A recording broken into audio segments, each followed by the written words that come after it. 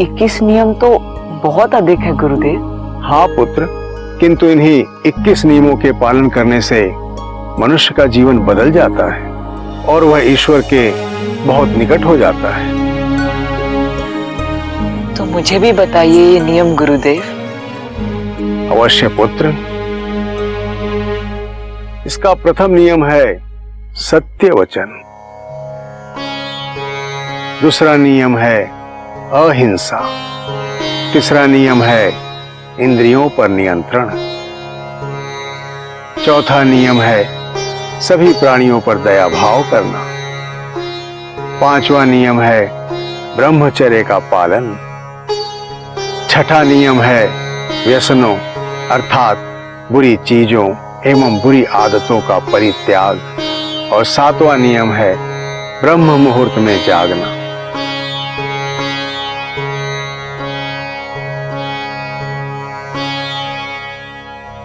ये तो सच में बहुत कठिन है गुरुदेव। अभी और भी है, आगे के नियम तो जान लो। आठवां नियम है नित्य 3 बार पवित्र संगम में स्नान। नौवां नियम है त्रिकाल संध्या। 10वां नियम है पितरों पुरखों का पिंडदान। 11वां नियम है दान। 12वां नियम है अंतर्मुखी जप।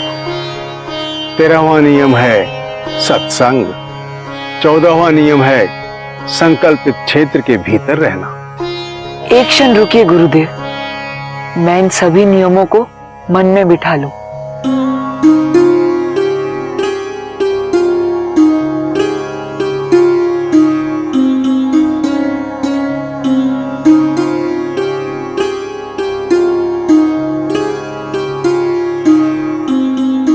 जी गुरुदेव, अब आप आगे के नियम बताइए। तो सुनो पुत्र, 15वां नियम यह है कि किसी की भी निंदा नहीं करना। 16वां नियम है साधु सन्यासियों की सेवा करना। 17वां नियम है जप एवं संकीर्तन। 18वां नियम है मात्र एक हर भोजन। 19वां नियम है भूमि शयन। 20वां नियम है अग्नि का सेवन नहीं करना अर्थात अग्नि त्याग। और सबसे अंतिम 21वां नियम है देव पूजन। इन नियमों को अपने जीवन में ढालना है। वो कैसे? प्रत्येक मनुष्य को अपना जीवन भली भांति जीने के लिए कुछ न कुछ नियम अवश्य बनाना चाहिए।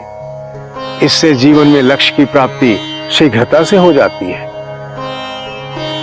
और कठिनाइयां भी अधिक बाधा नहीं डाल पाती। मैं कुछ समझ नहीं सका गुरुदेव। जैसे हम लोग नियम से भोजन करते हैं, नित्य कर्म करते हैं, जीवन यापन के लिए कोई न कोई कार्य करते हैं। कोई खेतों में हल चलाता है तो कोई व्यापार करता है और हम जैसे साधु सन्यासी भगवान की सेवा में पूजा अर्चना करते हैं, संकीर्तन करते हैं। यह सभी एक प्रकार से नियम ही हैं जिनके अनुसार हम जीवन यापन करते हैं। अब मैं आपकी बात समझ रहा हूँ गुरुदेव। कल्पवास के लिए 21 नियम मनुष्य के द्वारा ही बनाए हुए हैं ताकि एक सीमित समय के लिए मनुष्य का जीवन मर्यादित हो, उसकी जीवन शैली में अनुशासन हो और इससे ईश्वर के ध्यान में अधिक मन लगता है और ईश्वर भी हमसे प्रसन्न होते हैं। गुरुदेव, अब मैं भी इन 21 नियमों का पूर्ण रूप से पालन करूंगा। तथास्तु। पुत्र, कल प्रातः काल हमें पुण्य तीर्थ सूकर क्षेत्र के लिए प्रस्थान करना है। जाओ, विश्राम करो। जो आज्ञा गुरुदेव।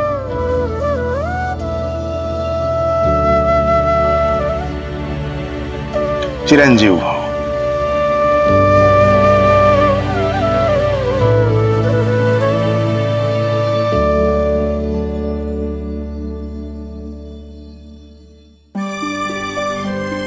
दैनिक आवश्यकताओं की सभी वस्तुओं को ले लिया ना पुत्र?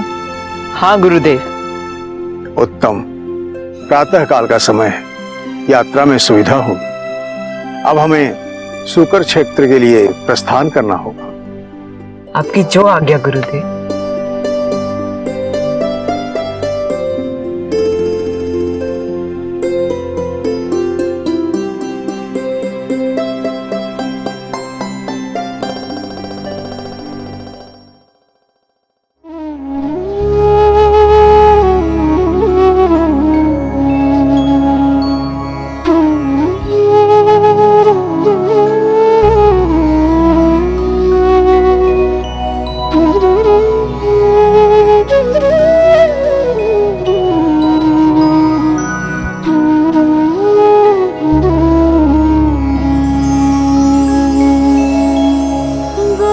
शिष्य ने शुरू किया सूकर क्षेत्र प्रवास।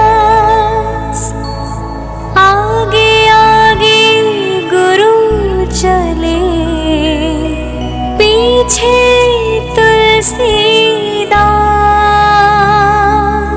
कठिनाई है मार्ग में, धरती तपती जाए। यही कठिनता आगे जाकर जीवन सरल बनाए। मन में लगन है भक्ति की, हृदय धर्म का वास। आत्मशुद्धि का समय है, कल्पवास का मास। सुबह सांझ की यात्रा में कभी कभी विश्राम। चलते चलते पहुंच गए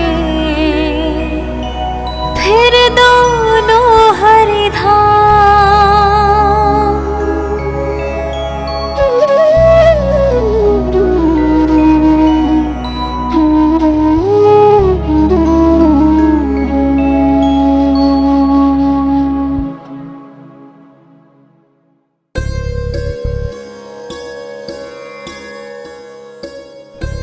पुत्र तुलसी, हम सूकर क्षेत्र में प्रवेश कर चुके हैं। आओ, तुम थक गए होंगे, थोड़ा विश्राम कर लेते हैं। जी गुरुदेव।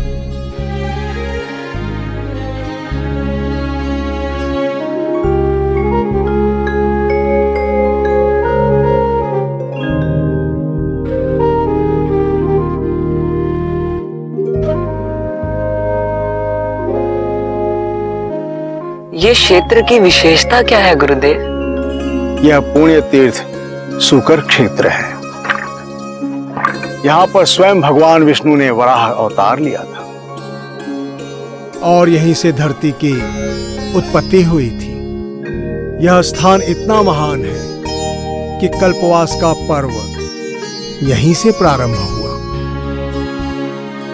ये पर्व कितने दिनों तक चलेगा गुरुदेव? 1 माह तक यह पुण्य पर्व चलता है। जो मनुष्य यहाँ पर आता है उसका जीवन धन्य हो जाता है। धार्मिक मान्यता के अनुसार आज का दिन बहुत शुभ है। जब हमें इस पुण्य धरती पर आने का सौभाग्य प्राप्त हुआ है। आज कौन सा दिवस है गुरुदेव? पुत्र, आज पौष पूर्णिमा है। शास्त्रों में इस दिन को शुभ माना गया है। आज के दिवस ही कल्पवास का पुण्य पर्व प्रारंभ होता है। पुत्र, कुछ दिवस अब हम यहीं रहेंगे। जी गुरुदेव।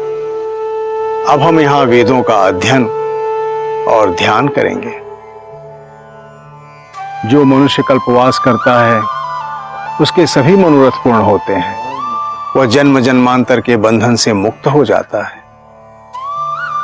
ये मेरा सौभाग्य है गुरुदेव, जो आपके साथ रहकर मुझे कल्पवास का अवसर प्राप्त हुआ। ऐसा नहीं है पुत्र, मैंने तो पहले ही कहा है, जो भी होता है ईश्वर की इच्छा के अनुसार ही होता है। अब तो तुम्हारे कारण मैं स्वयं भ्रमण पर निकल पड़ा हूं।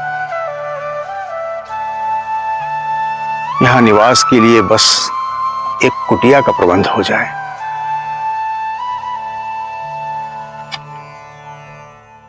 और यदि कुटिया का प्रबंध ना हुआ तो फिर हम कहाँ रहेंगे? चिंता करने की कोई आवश्यकता नहीं है पुत्र। यह अनंत आकाश का छत और विशाल धरती की गोद है ना हमारे लिए।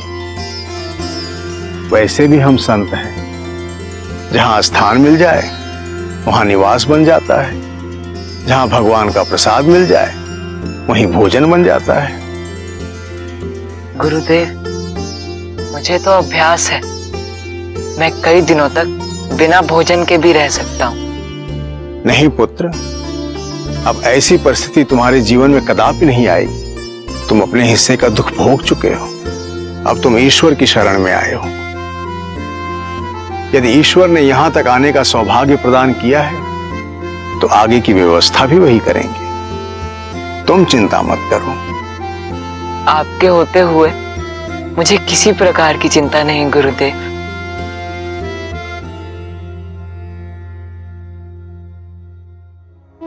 पर्याप्त विश्राम हो चुका है, अब हमें प्रस्थान करना चाहिए। जी गुरुदेव। चलो।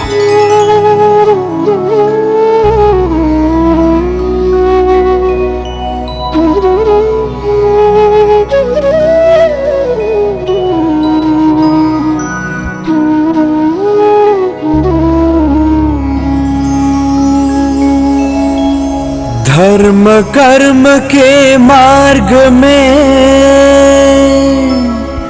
तनिक नहीं विश्राम,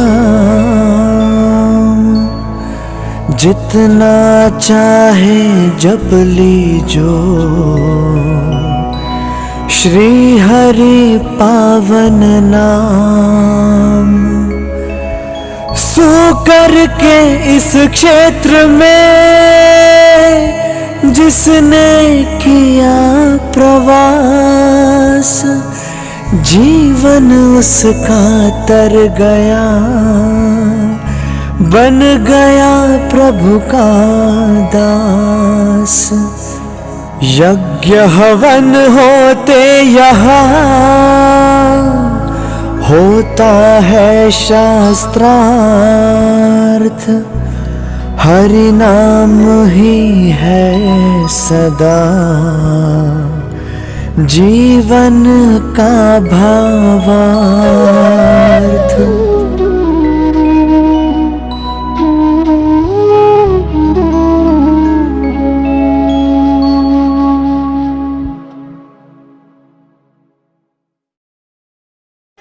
प्रणाम गुरुदेव।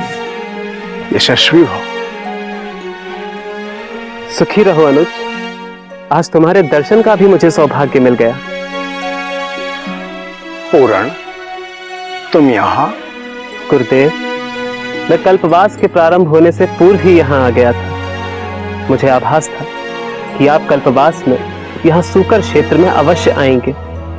1 वर्ष होने को था गुरुदेव, आपके दर्शन प्राप्त नहीं हुए थे।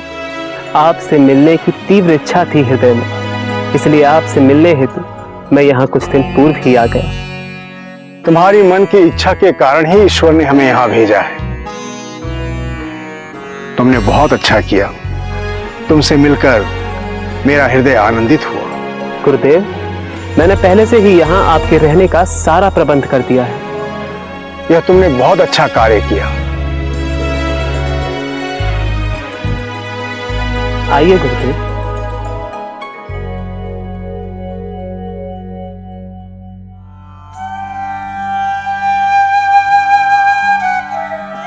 उचित व्यवस्था की है तुमने।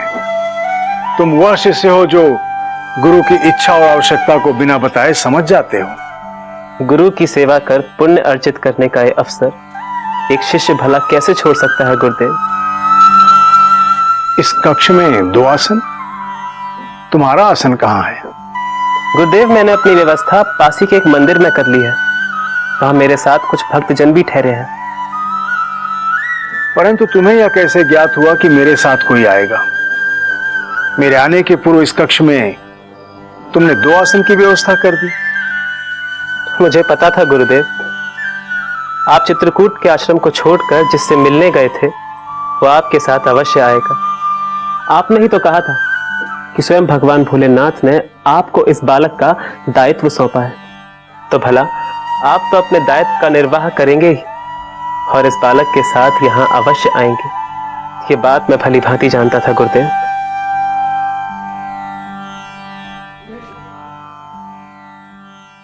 पूरण, मुझे गर्व है कि तुम मेरे शिष्य हो। और ये मेरा सौभाग्य है गुरुदेव कि मैं आपका शिष्य हूं। ये मेरा भाग्य भी है गुरुदेव कि मुझे इस अद्भुत बालक के दर्शन प्राप्त हुए जिसे स्वयं भगवान भोलेनाथ इतना स्नेह करते हैं। यह बहुत ही मेधावी और प्रतिभावान बालक है। इनके पंच संस्कार भी हो चुके हैं। अब इनका नाम तुलसीदास है। तुलसीदास, वाह गुरुदेव, अति सुंदर। तब तो इसकी शिक्षा दीक्षा भी प्रारंभ हो गई होगी गुरुदेव। हाँ, अपनी मस्तिष्क की श्रेष्ठता के कारण यह भाषा और व्याकरण में पारंगत हो चुका है।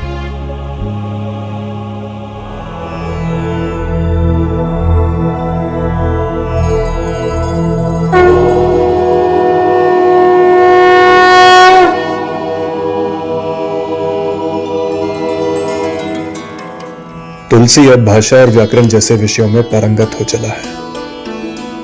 उसने कम समय में ही कुशलता अर्जित कर ली है। उसकी श्रेष्ठता को उसके गुरु भी भली भांति जान गए हैं।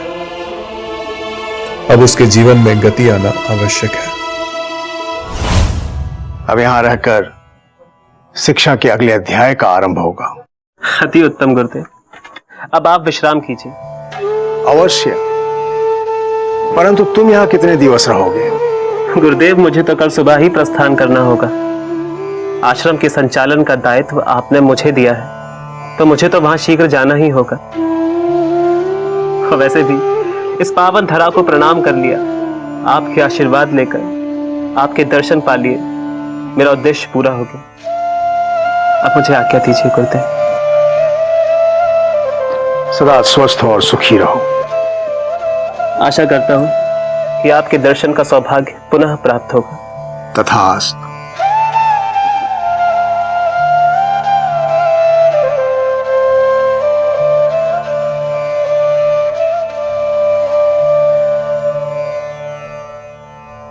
पुत्र तुलसी, अब हमें यहाँ कुछ दिवस तक रहना है। अब यही हमारा निवास है। जी गुरुदेव, किंतु यहाँ रहने के पश्चात हम कहाँ जाएंगे? जहाँ हमारा भाग्य ले जाएगा वहां हम जाएंगे। भाग्य ये सब कैसे निर्धारित करता है? भाग्य का निर्धारण तो परमात्मा के हाथों में है। परमात्मा हमारी आत्मा तक संदेश पहुंचाते हैं। कदाचित पुत्र तुलसी के भाग्य का महत्वपूर्ण अध्याय का समय आ गया है। निश्चित ही महादेव उसके आगे आने वाले जीवन के विषय में सोच रहे होंगे। अब समय आ गया है, तुलसी को रामचरित का दान दिया जाए। अब वह पूर्ण रूप से उसे ग्रहण करने के योग्य हो गया है।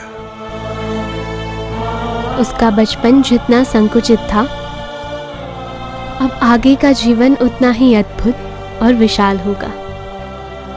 अवश्य विशाल होगा गौरा, और केवल विशाल ही नहीं, अभी तो सारे संसार में उसकी ख्याति होगी।